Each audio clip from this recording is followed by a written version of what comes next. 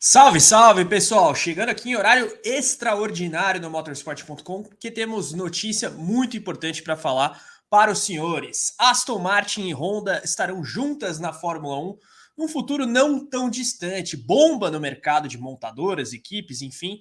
Notícia realmente muito importante na categoria máxima do automobilismo mundial. Por isso que eu e Guilherme Longo, que vai aparecer aqui comigo, estamos chegando nesse horário fora do padrão aqui para abordar essa notícia que verdadeiramente choca aí o mercado. Já era ventilada, né, há algumas semanas, na verdade, inclusive em primeira mão, divulgada pelo motorsport.com Itália. Essa história foi se desenrolando e agora a gente tem a confirmação.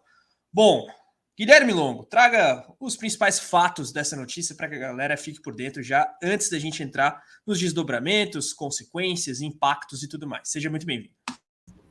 Salve, salve, Carlos. Um abraço para todo mundo que está acompanhando aí esse nosso vídeo no canal. Horário um pouco alternativo, né? Já bem à noite, mas é porque foi o horário que Honda e Aston Martin decidiram fazer esse anúncio da parceria válida a partir de 2026. Vamos lembrar que 2026 é o início da nova era de motores da Fórmula 1. Então agora a Honda vai passar a ser a fornecedora de motores da Aston Martin. A gente vai falar ainda, entrar nos pormenores, mas já adianto que é num acordo bem parecido que a Honda tinha com a Red Bull até o fim de 2021. Então é uma notícia que vem aí para mexer bastante com o panorama do mercado. A Mercedes deixa de ter uma equipe cliente importante, que está no momento de crescimento, e para a Aston Martin, obviamente, isso tem muitas implicações.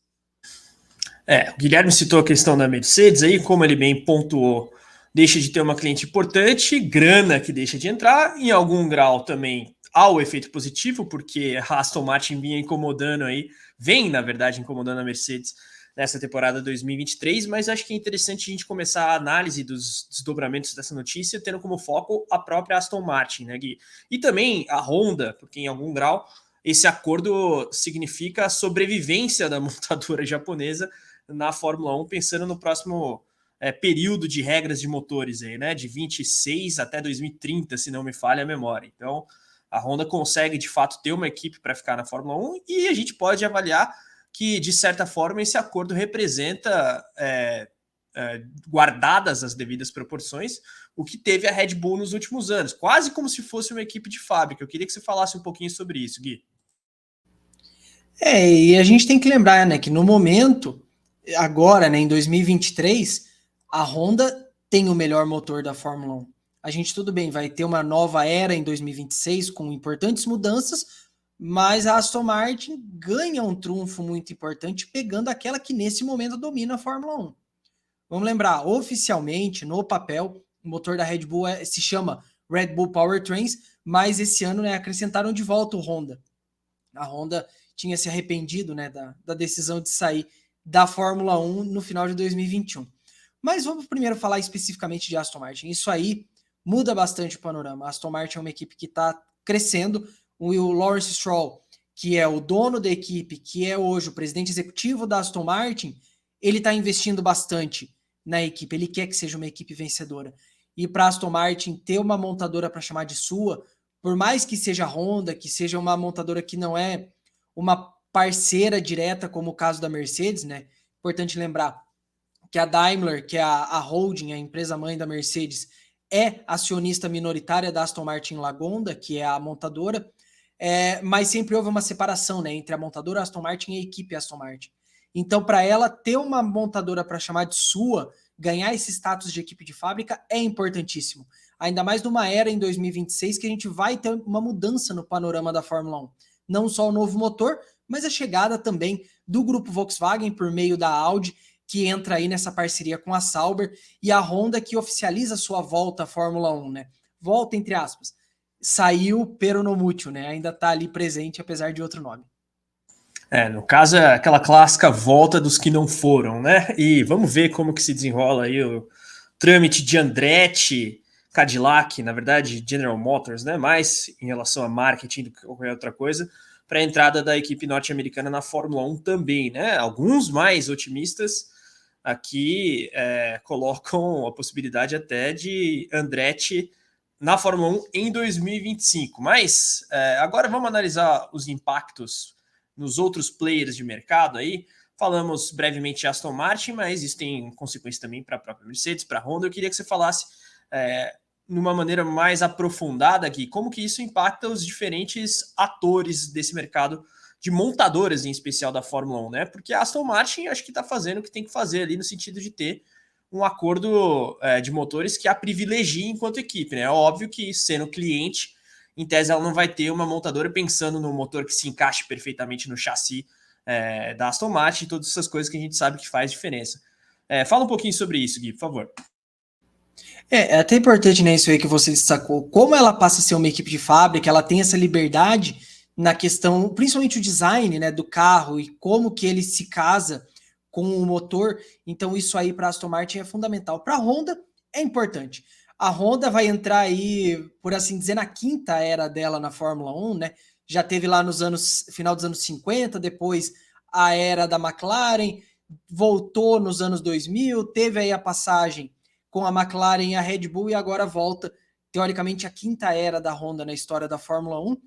E para eles é interessante, né? Vamos lembrar que a Honda tinha anunciado a saída da Fórmula 1, ela anunciou em 2020 para sair em 2021, falando que queria focar na eletrificação, que não via muito o caminho da Fórmula 1 casando muito com os interesses da montadora, mas aí vem esse novo regulamento de motores, tem um aporte grande na eletrificação, mas também nos combustíveis sustentáveis, e a Honda fala, opa, isso aqui casa com os nossos objetivos. Então, temos aí uma janela para voltar. E a Honda confirma, assina o documento que fala que ela poderia ser fornecedora de motores, mas até então ela não tinha uma equipe.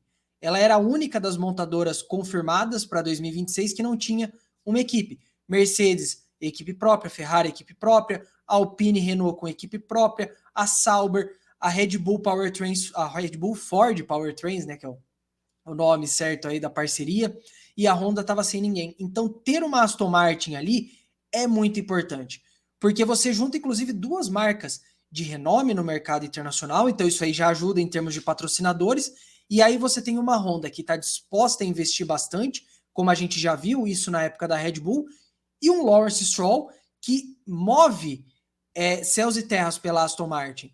Olha o que aconteceu nos últimos anos, como a equipe cresceu. E a gente tem uma nova fábrica que está ficando pronta, um túnel de vento que está aí às vésperas de ser utilizado.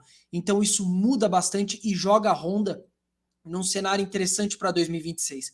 Ela começa a trabalhar no motor, sendo que ela já tem uma base muito boa, e a Aston Martin que está numa crescente aí. Então é uma dupla para a gente ficar de olho no futuro. E aí para a Mercedes, que é quem perde nessa história, assim, a gente tem que ver o quanto que a Mercedes perde também, né? Porque hoje a Mercedes é a equipe que mais fornece motores na Fórmula 1.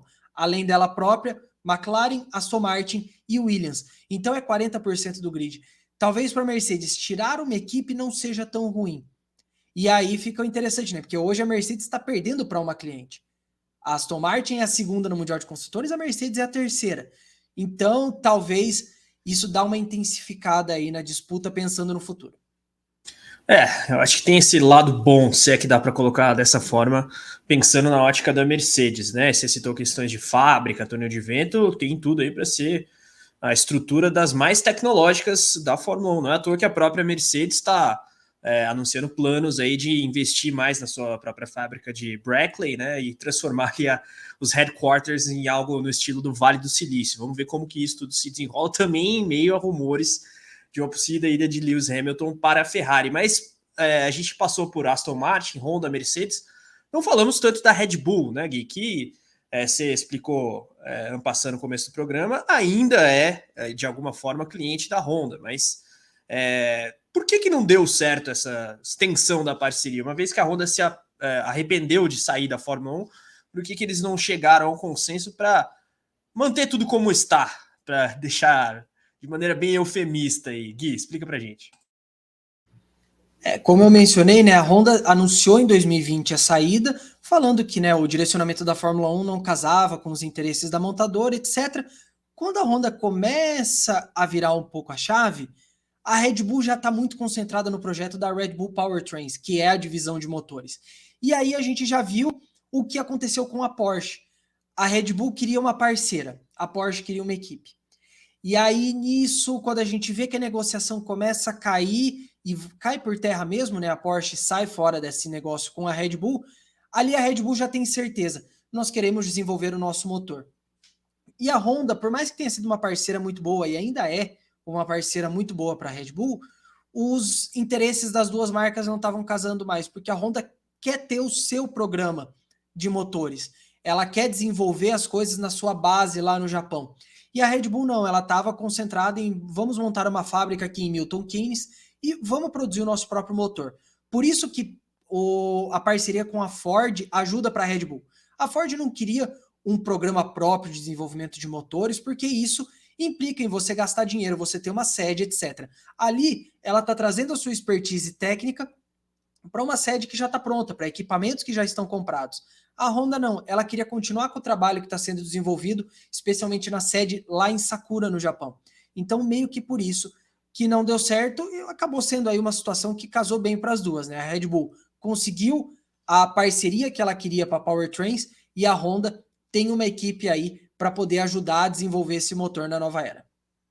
Acho que foi um cenário bem interessante até, né? Porque a Honda tem uma Aston Martin emergente e a Red Bull Powertrains tem aí como aliada a Ford, principalmente na parte do desenvolvimento eletrônico dos motores, né? E comparativamente, ainda que a Ford vá ter um input muito menor do que a Honda tem hoje, ela vai ter, supondo que a General Motors entre na Fórmula 1 via Cadillac com a Andretti, a escala da Ford seria intermediária, né? A General Motors barra Cadillac seria praticamente só marketing num primeiro momento. Fala-se na cúpula da GM em a partir de 27 você ter algum tipo de desenvolvimento, mas caso essa entrada se dê aí em 25, como alguns muito ousados, na minha opinião, dizem, ou mesmo 26, seria através de uma parceria de marketing, aos moldes do que é atualmente, por exemplo, a Alfa Romeo na Sauber, né? Tem ali o naming rights, mas é um motor Ferrari. Tudo bem que é todo mundo no mesmo balaio, mas ali seria provavelmente a Alpine a fornecedora da Andretti. Mas isso a gente vai ter que ver se vai rolar mesmo. Agora, quando a gente fala de Aston Martin e Honda, tem um nome aí que vem imediatamente à mente, que é Fernando Alonso. Vamos lembrar do passado glorioso do piloto espanhol com a Honda. Vou te dar a honra até de recapitular, porque foram episódios interessantíssimos entre o príncipe das Astúrias e a montadora nipônica, né, Gui? Vamos resumir tudo em uma frase. GP2 Engine, GP2 Engine. Quem não lembra desse glorioso momento de Fernando Alonso, extremamente frustrado com o motor da Honda nos anos dele de McLaren. E, obviamente, a gente sabe do papel que o Fernando Alonso teve no azedamento da relação entre McLaren e Honda ali no meio da década passada. Antes mesmo do Alonso sair da McLaren, né, a parceria acabou, a McLaren passou a usar motores Renault, também teve um momento ali de altos e baixos, até chegar na parceria atual com a Mercedes. O Alonso, inclusive, no começo tinha um bom apoio, uma boa ligação com a Honda. Em 2017, ele é liberado pela McLaren para disputar as 500 milhas de Indianápolis com um motor Honda, vai muito bem, é importante lembrar isso, chega a liderar a prova, tem chances de ganhar, porém, o motor Honda que ele tanto criticava deixou ele na mão ali na reta final da prova, e hoje é meio que visível que Alonso não é persona não grata ali, né, basicamente, da Honda. Mas, segundo a gente teve aí as informações da coletiva de anúncio, a Honda aparentemente não tem problemas, não tem objeções com manter Fernando Alonso ali, né? Vamos ver se isso fica. Tem aqui o Koji Watanabe, que é o presidente da Honda Racing Corporation, a HRC, ele falou assim, se tivermos que fazer uma ligação com Alonso novamente, como nosso piloto, não temos nenhum tipo de objeção que seja. A questão é, hoje o Fernando Alonso tem 41 anos, a gente está falando de uma parceria para 2026, quando ele teria ali quase 45 anos. Então tem que ver também se o Alonso estaria na Fórmula 1 ainda, né? Ele teria que terminar 2023, fazer 24, 25 e depois 2026. É um caminho meio longo. O Alonso está mostrando que a longevidade dos pilotos na Fórmula 1 hoje vai além do que o esperado. Mas para 45, aí a gente tem que ver também. Muito chão pela frente, né? Mas, enfim, alguns breves aspectos aí por trás desse anúncio da Aston Martin com a Honda, e queremos saber também o que os senhores acharam na área de comentários, redes sociais. Mandem as vossas opiniões. Vamos difundir esse conteúdo aqui conforme possível, compartilhem com os amigos interessados em Fórmula 1, likes aí, seja via YouTube, agregadores de podcast, redes sociais também. E, claro, eu passo os nossos recados protocolares aqui antes da gente fechar esse debate na esteira do anúncio de Aston e Honda. Curtida na medida do possível, para quem está no YouTube, fazer inscrição, ativar as notificações. Cogite também ser assinante do nosso clube de membros, só clicar em Seja Membro logo abaixo do player. Nos agregadores de podcasts, seguir a gente é gratuito, né, galera? Então vamos apertar aí o botão subscribe e, claro, nas redes sociais, sempre seguir Facebook, Twitter, Instagram, TikTok. É só você pesquisar Motorsport Brasil que você nos encontra, além de acessar o motorsport.com, nosso site, no qual você confere toda a cobertura. E, claro, você pode também baixar o nosso aplicativo disponível tanto para Android quanto para iOS. Mas é isso, meus caros. E aí, curtiram Aston Honda? Expectativa? Comentem. Eu e Guilherme vamos ficando por aqui. Uma boa noite ou bom dia a todos e até a próxima.